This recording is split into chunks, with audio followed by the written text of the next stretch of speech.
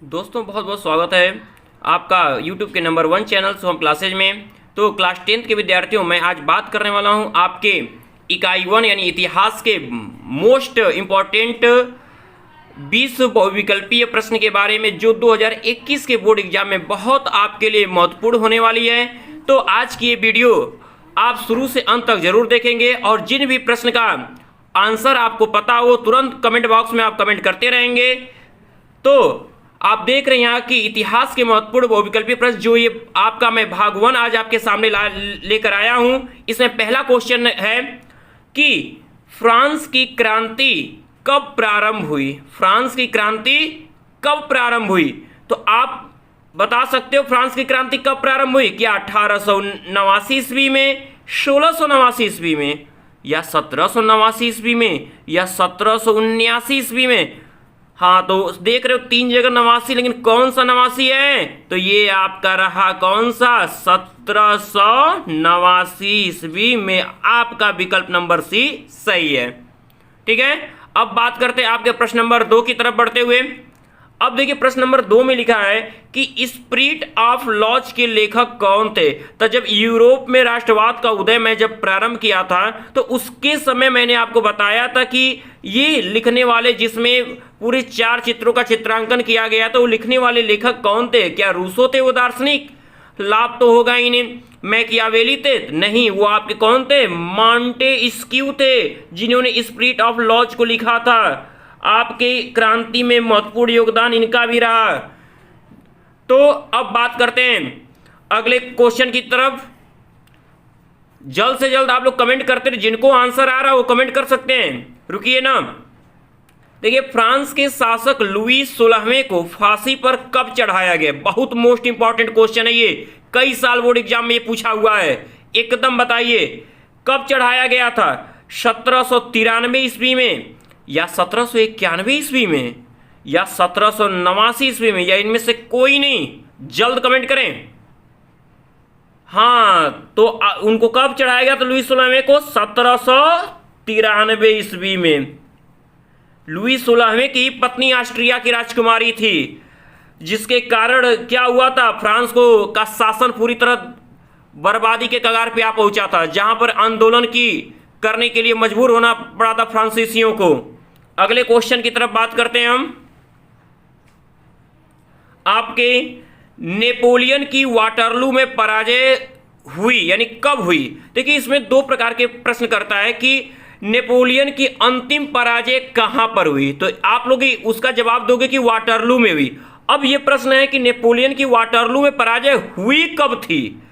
अब यहां पर हम आ जाएंगे कि 1815 में, 1813 में, 1830 में, 1789 ईस्वी में। तो नेपोलियन की यानी फ्रांसीसी क्रांति के समय की बात होगी। आप जानते हो संबंध उसका था। तो ये बात आती है कहां से? 1815 ईस्वी। 1815 ईस्वी में नेपोलियन की वाटरलू में पराजय हुई थी। अब अगला प्रश्न देख लेते हैं।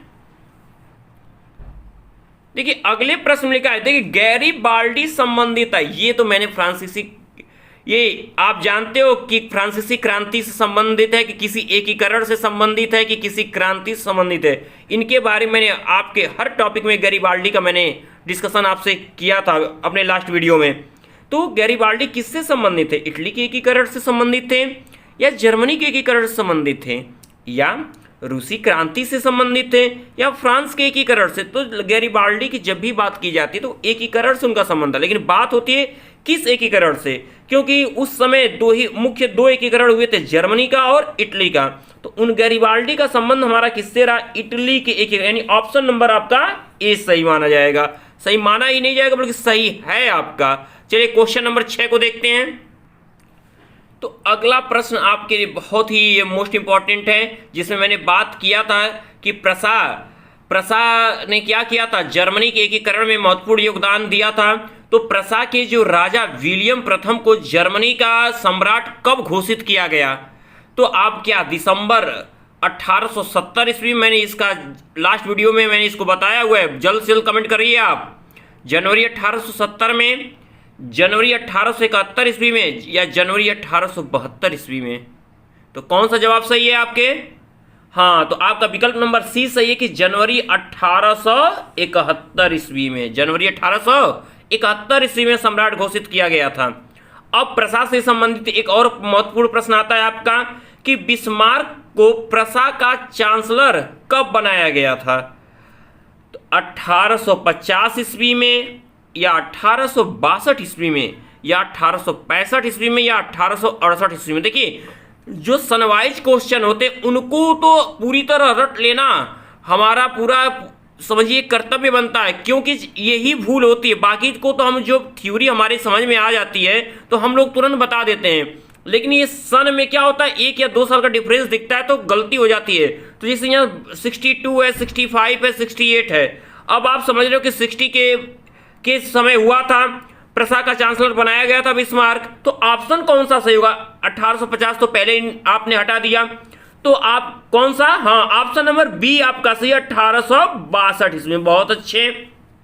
चलिए अगले क्वेश्चन को देखते हैं कि वर्साय की संधि से अपमानित होने वाला देश कौन था?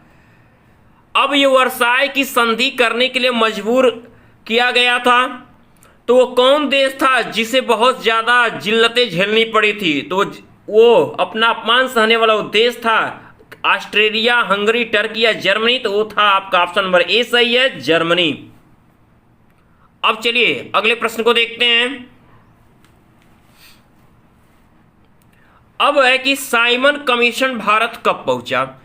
साइमन कमीशन कब पहुंचा? आप जानते हो कि साइमन कमीशन के सबसे मुख्य नेता कौन थे? हमारे लाला लाजपत राय जी, जिन्होंने साइमन कमीशन का विरोध किया था, जिसमें पूरी तरह लाठी का प्रहार होने पर इतना बुरी तरह लाठी से उन्हें पीटा गया कि वहीं पर उनकी मृत्यु हो गई। तो कब भारत ये आया था? 1923 ईस्वी में आया था, या 1928 ईस्वी में आया था, या 1929 ईस्वी में, या 1930 ईस्वी में? तो साइमन कमीशन भारत कब पहुंचा था? ऑप्शन नंबर आपका बी सही है, 1928 ईस्वी में। इसके मुख्य नेता कौन थे जिनको लाठी के प्रहार से मार दिया गया? वो थे कौन? लाला लाजपत राय जी। ये भी आपके अभी क्वेश्चन हो सके आपके आगे हो या आए। नमक सत्याग्रह कहां प्रारंभ हुआ? ये देखिए, ये तो मैं जानता हूं, तुरंत कमेंट आप लोग कर रहे हो कि कहां से? पोरबंदर, दांडी, चंपारण, वर्धा। तो हाँ, नमक सत्याग्रह कहां से प्रारंभ हुआ था? दांडी से, जिसे दांडी मार्च के नाम से भी हम जानते हैं। यहीं पर गांधी जी ने क्या किया था? नमक कानून को ध्वस्त कर दिया था और समुद्री पानी को उबालकर नमक बनाना शुरू किया था। चलिए अब प्रश्न नंबर 11 की तरफ देखते हैं। कांग्रेस ने वर्ष 1942 में भारत छोड़ो आंदोलन प्रस्ताव कहां पारित हुआ? बंबई से, दिल्ली में, गुजरात में, वाराणसी में? तो हाँ, वो बंबई से पारित हुआ था। ऑप्शन नंबर ए सही है आपका। अब देखिए, ये तो जवाब आप तुरंत दे दो, क्योंकि बहुत अच्छे से मैंने वीडियो में समझाया था, बार बार इसकी चर्चा मैं करते गया था। रोलेट एक्ट कब पारित हुआ था? इसी संबंधित 3 कांड संबंधित है इससे। तो रोलेट एक्ट का संबंध कब पारित हुआ था? 1920, 1919, 1921 या 1917? हाँ, तो ऑप्शन नंबर ए सही है, 1919 ईस्वी से। रोलेट एक्ट का ही विरोध करने के लिए क्या हुआ था? 13 अप्रैल 1919 ईस्वी को जलियांवाला बाग नामक स्थान पे लोग एकत्रित हुए, जहां पर जनरल डायर ने क्या किया था? पूरे रास्ते बंद करवा के गोलियां चलवा दी, जिससे बहुत बड़ा नरसंहार हुआ। और इस नरसंहार से इतने आहत हमारे गुरुदेव रविन्द्रनाथ टैगोर हुए कि उन्होंने अपनी नाइटहुड की जो उपाधि थी उन्होंने क्या की? वापस लौटा दी थी। तो ये रोलेट एक्ट बहुत मोस्ट इंपॉर्टेंट है, कई क्वेश्चन इससे संबंधित है, कई चीजें इससे संबंधित है। जलियांवाला बाग हत्याकांड पूछता है आपका कहां पर था, ये सब कुछ आपको समझाया गया है। तो अगला प्रश्न है कि गांधी इरविन समझौता कब हुआ? तो गांधी इरविन समझौता कब हुआ था? 5 दिसंबर 1931 ईस्वी को, 5 मार्च 1930। देखिए, ये क्वेश्चन आपको उलझा देगा। जिसने बहुत सटीक वीडियो देखा होगा, आप वीडियो को देखते समय अच्छे से समझा करिए, ताकि एकदम सन आपके माइंड में कब कौन सी घटना हो रही थी। 5 मार्च 1931, 5 दिसंबर 1930 ईस्वी को। तो इरविन समझौता सबके माइंड में होगा 1931। अब बात है दिसंबर में कि मार्च में, तो वो कब हुआ था? 5 मार्च 1931। ऑप्शन नंबर सी सही है आपका। कि क्यों हुआ था? जब वो नमक सत्याग्रह से क्या हो रहे थे, बहुत हिंसक घटनाएं होने लगी, तो गांधी जी ने ईरान के साथ समझौता कर लिया। अब अगले प्रश्न की तरफ बढ़ते हैं। जलियांवाला बाग कहां स्थित है? गोरखपुर, लखनऊ, हैदराबाद, अमृतसर। तो आप सभी जानते हो पंजाब के अमृतसर। ऑप्शन नंबर सी सही है। आगे, चौरी चौरा घटना कब हुई? प्रश्न नंबर 15 है कि 1922 ईस्वी में, 1919 ईस्वी में, या 1920 ईस्वी में, या 1931 ईस्वी में। तो आपको चौरी चौरा घटना कब हुआ था? जहां पर पुलिस चौकियां फूंक दी गई थी, तो क्या हुआ था? 1922 ईस्वी में। इसका संबंध ये भी पूछता है कहां चौरी चौरा का संबंध किस शहर से है? तो गोरखपुर में चौरी चौरा नामक स्थान है। तो 1922 ईस्वी में, या 1919, या 1920, या 1931। तो आता है आपका 1922। ऑप्शन नंबर ए सही है आपका। भगत सिंह को फांसी कब दी गई? हमारे शहीद आजम भगत सिंह 1925 ईस्वी में, 1927 ईस्वी में, 1931 ईस्वी में, 1935 ईस्वी में। तो इनको फांसी कब दी गई थी? 1931 ईस्वी में। तो ये ऑप्शन नंबर आपका सी सही है। काकोरी कांड संबंधित शहर है? इलाहाबाद, लखनऊ, कानपुर, या झांसी। तो आपका कौन ऑप्शन सही है? हाँ, तो आपका ऑप्शन नंबर बी सही होता है, लखनऊ। अब चलिए आगे देखते हैं। ये रहा प्रश्न नंबर 18 आपका कि टैगोर जी को कौन सी उपाधि मिली थी? टैगोर जी को कौन सी उपाधि दी गई थी? सर की, नाइटहुड की, सरदार की, केसर हिंद की। तो वो उपाधि कौन सी? तो हाँ, वो उपाधि कौन थी? नाइटहुड थी। ऑप्शन नंबर बी सही। इसी उपाधि को जलियांवाला बाग हत्याकांड के बाद टैगोर जी ने क्या की थी? वापस लौटा दी अंग्रेजों को। अगला क्वेश्चन है, खिलाफत आंदोलन से संबंधित नेता कौन है?